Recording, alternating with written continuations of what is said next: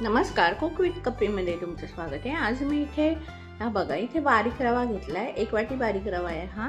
त्या रव्यापासून एक छानशी अशी गोड रेसिपी तयार करणार आहे.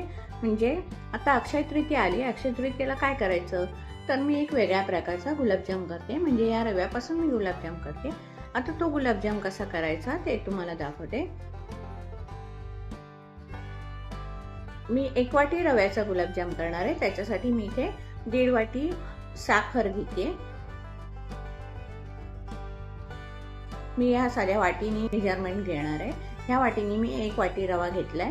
त्याच प्रमाणात 1.5 वाटी साखर घेतली आणि त्याच प्रमाणात 1.5 वाटी पाणी घालते आणि हे पाणी घालून मी छान पाक करून घेते.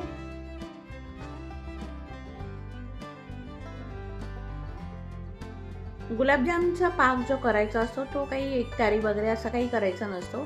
साधारण आपल्याला त्याची साखर त्यातली विरघळली पाहिजे पाण्यामध्ये छान अशी. बघा साखर मस्त विरघळली आहे. आता साखर विरघळल्यानंतर त्यामध्ये 7 ते 8 मी वेलची अशी अर्धवट कुटून घेतली होती ती घालते त्यामध्ये आणि वेलची घालून झाल्यावर छान उकळू देते पाक तो. हा बघा इथे मस्त उकळलेला आहे पाक आणि इथे आपला गुलाबजामचा पाक तयार झालेला आहे. हे बघा मी इथे चेक करते, पाक इथे तयार झालेला आहे. आणि आता मी गॅस बंद करून पाक बाजूला ठेवून देते. आणि गुलाबजामसाठी मी इथे मिल्क पावडर घेतलेली आहे. ती मिल्क पावडर साधारण 2 टेबलस्पून असते. ती मिल्क पावडर काय करणार आहे, थोडंसं दूध घेऊन आधी ती विरघळवून घेणार. डायरेक्ट दुधात टाकली तर त्याच्या गुठळ्या होण्याची शक्यता असते, म्हणून असं थोडंसं त्यामध्ये दूध घालून ते विरघळवून घेणार आहे पावडर ती. बघा अशी मी दुधाची पावडर थोड्याशा दुधामध्ये घालून विरघळवून घेतली.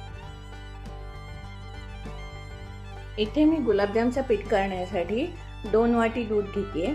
सध्या मी 2च वाटी घेते आणि त्यानंतर मी 2 टेबलस्पून ती दुधाची पावडर होती ती पावडर विरघळवली होती पाण्यामध्ये. ते पाणी त्यामध्ये म्हणजे ती पावडर त्या दुधामध्ये घालून घेते आणि व्यवस्थित ढवळून घेते आणि दुधाला साधारण उकळी येऊ द्यायची. आधीमध्ये दूध असं ढवळत राहायचंय, नाही तर खाली जळण्याची शक्यता असते. आता हे बघा इथे दूध गरम झालेलं आहे. त्या दुधामध्ये मी 1 वाटी रवा घालणार आहे. रवा काय करायचा आहे, थोडा थोडा करून घालायचा आहे, एकदम घालायचा नाही, नाही तर गुठळ्या होण्याची शक्यता असते. रवा घालून असं ढवळत राहायचंय.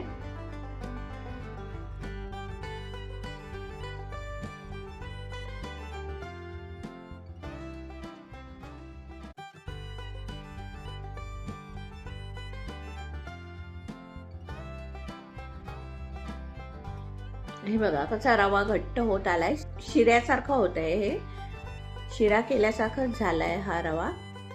आता पूर्ण रवा मी त्यामध्ये टाकून घेते. थोडासा राहिलाय तोसा रवा त्यामध्ये घालून घेते आणि आता सगळं एकत्र करून घेते.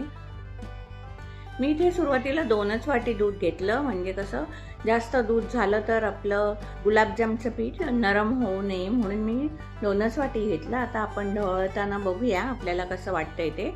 इथे थोडं दूध कमी वाटतंय, त्याच्यामुळे मी काय करते, अर्धी वाटी पुन्हा दूध घेते. हे दूध मी गरमच घेतलेलं आहे आणि ते दूध त्या रव्यामध्ये एकत्र करून घेते छानपैकी.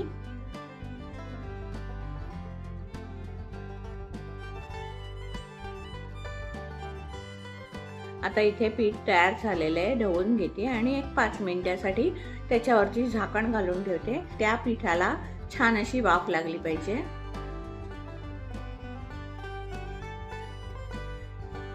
हे बघा 5 मिनिटांनंतर मी झाकण उघडून बघते. हे बघा किती सुंदर झालंय पीठ, मस्त झालंय पीठ. आणि आता हे पीठ साधारण थोडं कोमट असताना मी मळून घेणार आहे. थोडा वेळ ते झाकून ठेवते मी. पीठ गुलाबजामचं पीठ होतं ते परातीत काढून घेते. पीठ अजून थोडंसं गरम आहेच. आपण जशी तांदळाची उकड कशी पेल्याने मळून घेतो तशी मी मळून घेते आणि मग थोड्या वेळाने हाताने मळून घेणार आहे. हे बघा किती मस्त झालंय पीठ, सुंदर झालंय.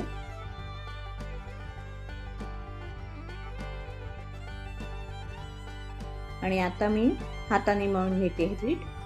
थोडंसं हाताला तूप लावून घेते. आपण कणिक कसं मळून घेतो तसं ते छान असं मळून घ्यायचंय, एकजीव करून घ्यायचंय.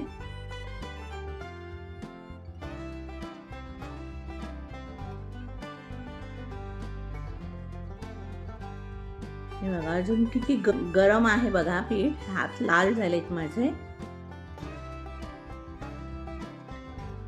इथे छान मळून झालंय पीठ. पुन्हा मी थोडंसं तूप घेते ते पिठाला लावायला.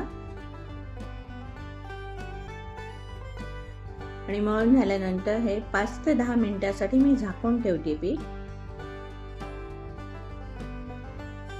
5 ते 10 मिनिटानंतर पुन्हा साधारण सेट करून घेते पीठ आणि त्याचे गुलाबजाम करून घेते. छान असे गोळे. हे बघा किती सुंदर गोळे तयार होत आहेत. मस्त, जरा सुद्धा त्या पिठाला क्रॅक पडत नाहीये. हे बघा किती मस्त होते. अशा प्रकारे मी 8 ते 10 गुलाबजाम करून घेते.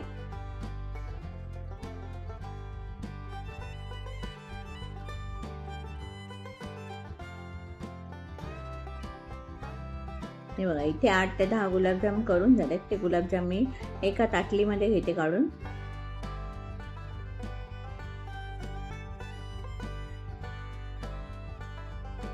आणि आता हे गुलाबजाम मी तळायला घेते. मी इथे गुलाबजाम तळायला तूप घेतलेले आहे. तुम्हाला हवं असेल तर तुम्ही तेल सुद्धा घेऊ शकता. आणि असे गोळे त्यामध्ये सोडून देते. 3 ते 4च मी सुरुवातीला टाकणार आहे. मंद गॅस करायचे. मंद गॅसवर आपल्याला हे गुलाबजाम तळून घ्यायचे आणि असा झारा मधोमध घेऊन असं ढवळत राहायचे. म्हणजे ते गुलाबजाम तेलामध्ये असे गोल गोल फिरून सगळ्या बाजूनी एकसारखा कलर येईपर्यंत तळून होतात.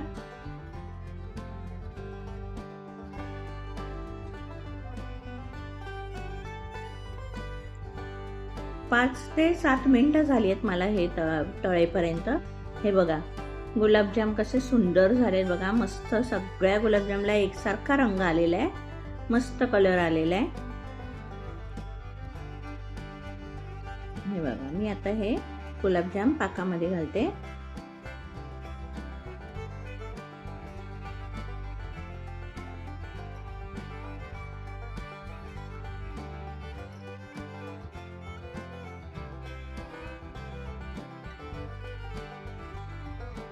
हे बघा हे सगळे गुलाबजाम असेच मी ढवळत तळून घेतले.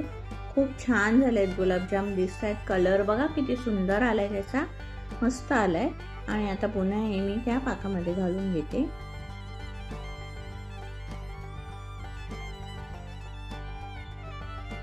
बघा इथे पाकामध्ये घालून घेतले गुलाबजाम.